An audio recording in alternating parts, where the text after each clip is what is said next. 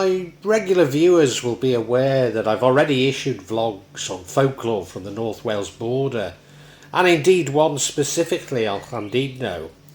I've also mentioned Barron Hill, Beaumaris on Ynys Mon as being a location of vampire legends, which I do not propose to repeat here. But not so far from Barron Hill lies the village of Llanddona, on the way to Benllech, now known as Llanfair Matharan, Ivarf. I vividly recall spending a most enjoyable night at the Benllech Hotel. It is also home of the legendary fish and chip shop Ynys that I'd been unaware of at the time. It was home of Melville Richards, who lived from 1910 to 1973, a scholar of the Welsh language and literature and Celtic studies, but also of Lemmy, who lived there from 1956 to 62, lead singer, bassist and guitarist of Motorhead and Hawkwind. In fact, I used to regularly bump into Lemmy in a pub on the edge of Soho, who was a lovely man, but every bit as wild as his stage persona. Why was the night so enjoyable? Well, I was people watching.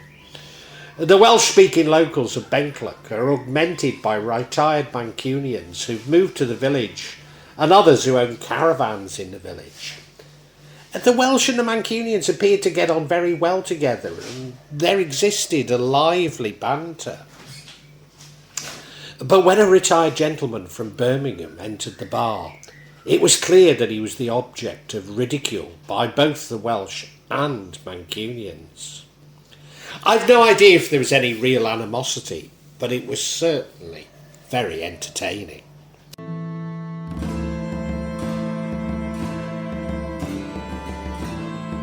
Well, returning to Llanddona, it's home to the legend of Llanddona Witches. As you maintain, and as you'll be aware, I maintain that there were very few witch trials in Wales. Maybe only 5 were executed for witchcraft in the 15th and 16th centuries in the whole of the country. Indeed, witches were much more tolerated and a part of Welsh culture, although the Welsh were much more concerned about the fae. Particularly in remote places like Ynys Mon, witches were often provided necessary medical and legal, or at least retributive, help to the locals, when both would have been inaccessible to the poor. A similar position to Ducan I know only too well in Java today. However, witches will also have been feared by some locals, and suspected witches were cast adrift in an open boat, left without food or water, sails or oar. Could this be the basis of the legend of the Llanddona Witches? Supposedly a boatload of men and women, all with Irish accents, was washed up upon the coast at Red Wharf Bay between Llanddona and Benllech. The actual date of the supposed arrival at Llanddona is difficult to establish, and maybe the beginning of the 17th century, but maybe many years before or later. Visitors from the sea were, for many years, an occupational hazard for those who lived on the Welsh coast. The Vikings, then the Normans and the Irish regularly attacked or invaded from the sea. Fear of the Irish remained long after the threat of the Vikings had diminished. If the legend does date from the 17th century, it's clear that fears of an Irish invasion lay behind its creation and its continued popularity. The boat was indeed without sail or oars and was sinking fast when it finally made shore.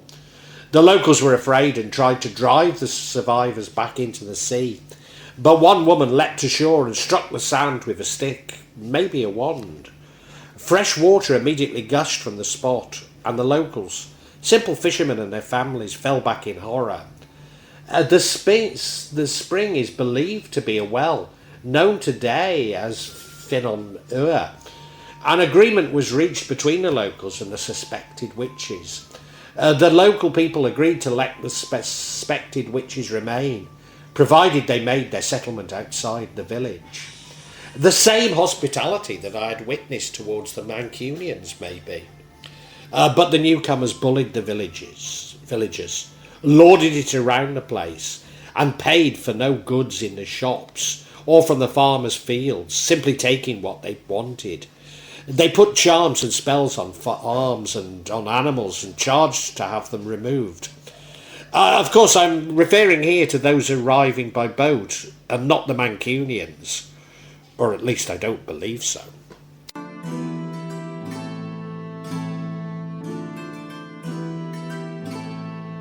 The men wearing distinctive red, or were they black, neckties became renowned across North Wales as smugglers.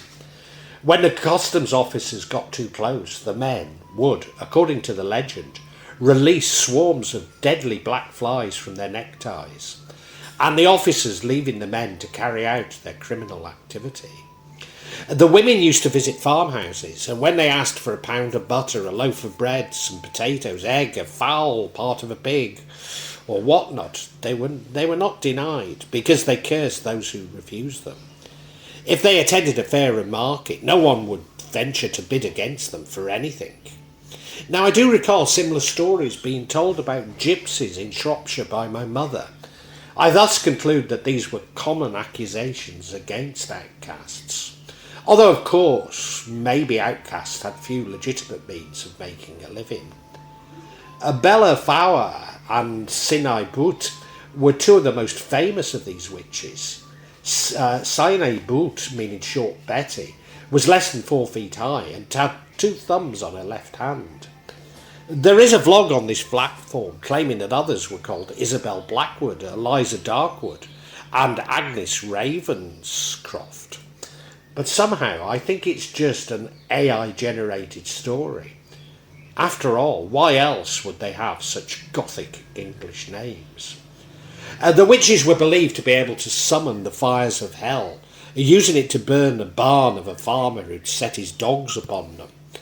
A wizard was once summoned from the mainland to cure a cursed man, but he couldn't find the man's home. The witches had intercepted him and given him misleading directions. Local residents reasoned that if he couldn't find the way to the patient, he couldn't have found his way to the cause of the illness. There is a story of a witch going to a market to buy a prized pig. Locals knew not to bid against the witches, allowing them to buy what they wanted at a low price. But a rich local man did so. The witch's daughter attempted to trip the man over, but he struck her and she fell over herself.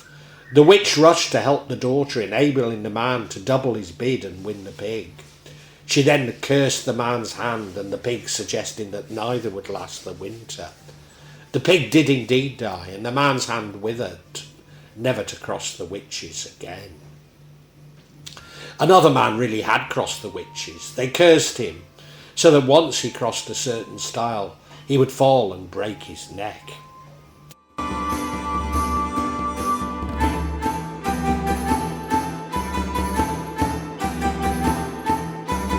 Gronwy ap Tudor was not afraid of the witches. He had a birthmark above his breast, which was great protection against witchcraft, and he knew how to break nearly every spell. He had a plant which he called Mary's turnip growing in the front of his house. He also nailed horseshoes above every door and put rings of the mountain ash under the doorposts, thus making his house and all his farm buildings safe. To make them doubly sure, he sprinkled earth from the churchyard in all his rooms and in his byre, stables and pigsty. When the animals were in the fields, however, he had some difficulty in protecting them. One day he went to fetch his cows from the meadow to be milked, and he found them to be sitting like cats before a fire, with their hind legs beneath them. Gronwy took the skin of an adder, burnt it and scattered the ashes over the horns of the cows. They got up at once and walked off, seemingly unaffected by the bear. Another day the milk would not turn into butter, with an unpleasant smell coming from the churn. Gronwy took a crowbar, heated it red hot and put it in the milk. A large hare jumped from the churn, which ran away through an open door of the dairy, After this, the milk was churned into beautiful butter. But again, supply of milk began to decline, and the butter made from it was so bad and evil smelling that even the dogs would not touch it. The milk would become less and less until it ceased altogether and the cows gave nothing but blood. Gronwy watched in the fields at night and saw a hare going up to a cow and sucking it. The hare squirted from her mouth and nostrils the milk she had sucked, and then went to another cow. She did the same with her and all the other cows. Gronwy knew that it was all Benllech in the form of a hare, and he prepared to stop her evil doing and to punish her. The next night he took his gun, putting into it a silver coin instead of shot, as regular shot is believed not to be able to penetrate a witch's body, and placed a bit of vervain under the stock. When he saw the hare milking the cows, he fired at her. The hare immediately ran off in the direction of Benllech's cottage. Benllech did not live with the tribe, but had a hovel to herself in the village of Llanddona. Going up to the cottage, Gronwy heard the sound of dreadful groans. When he reached the door, he went in. Gronwy heard a painful moaning coming from the kitchen. He peeped through the crack and saw Benllech sitting in a chair, bleeding from both legs quite profusely. He banged what silver was left in his gun, laughed and wagged a finger at Benllech. He knew that now he had shot Benllech with silver and had drawn blood. Never again could she destroy or injure domestic animals belonging to him or any member of his family. And he was never again troubled by old Benllech in the shape of a hare, and by drawing blood he broke the spell. Although when she recovered sufficiently, she wrote a cabalistic curse and made her way to a cursing well at Llanddona, with it written on a piece of parchment. She threw it in a well, tied it to a stone, calling out Gronwy's name, but for some reason it did not take effect. So she also visited St. Helen's well, which I've mentioned in my vlog on Llandudno.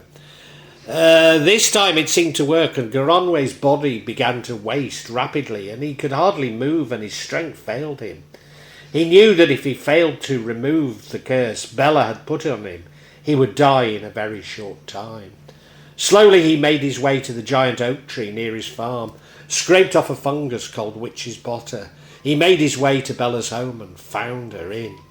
Close to fainting, he stuck a pin in the butter and called out her name.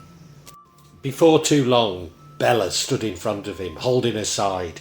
He stuck 2 more pins in the butter, and the witch moaned loudly in pain. Holding the fungus in front of him, Gronwy demanded that she remove the curse, but she refused, and 2 more pins went into the butter, making Benllech scream. But still she stood defiantly yelling, "No!" With sweat pouring down his face, Gronwy whispered, "Say God's blessing on you, Gronwy ap Tudor, and I will take out the pins." He heard Benllech gasp out the blessing. Almost at once his strength returned, and he started feeling better. He delayed removing the pins from the fungus a few minutes until the loudly moaning witch screamed for him to remove them. As the last pin was removed, Benllech hobbled back to her cottage. Now at last Gronwy knew for certain he was the victor. He'd already made it impossible for Benllech to harm the livestock, and now that she had given her blessing to him, she could never physically harm him or any member of the family.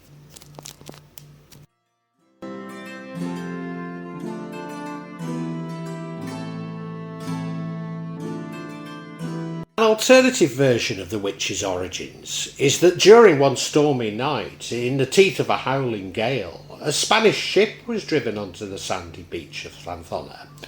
It stuck fast and was soon starting to break up under the battering of the waves. The crew had to abandon the ship and try to struggle through the seething waters to safety. Most drowned in the attempt, but the survivors who succeeded in reaching dry land turned out to be part of a Spanish circus troupe who'd been travelling on the ship. Although it was dark, they eventually found a steep, crumbly path that led to the cliff top at one end of the bay. When dawn broke, they saw that they'd reached a piece of rough moorland overlooking the sea. On the beach below, the ship was wrecked beyond repair, leaving them with no hope of returning to their homeland.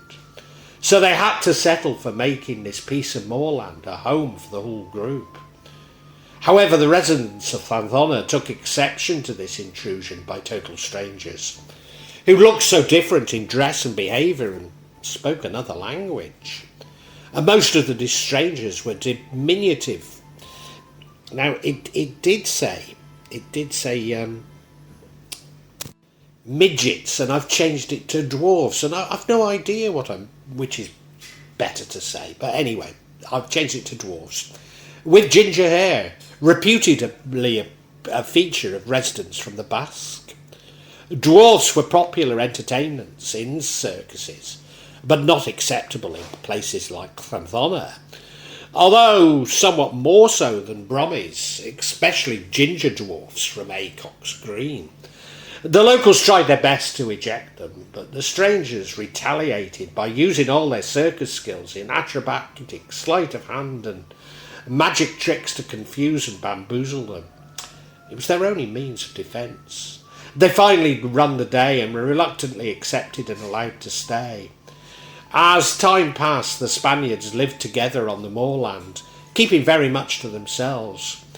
This only fueled local suspicions that they were actually witches.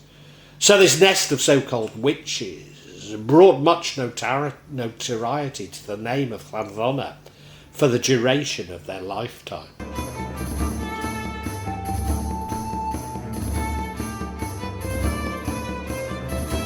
It was said that the witches' powers weakened as successive generations intermarried with normal people, muggles. However, it was reported in 1892 that fear of the witches had persisted as late as the mid-19th century, when it is reputed that the last witch died.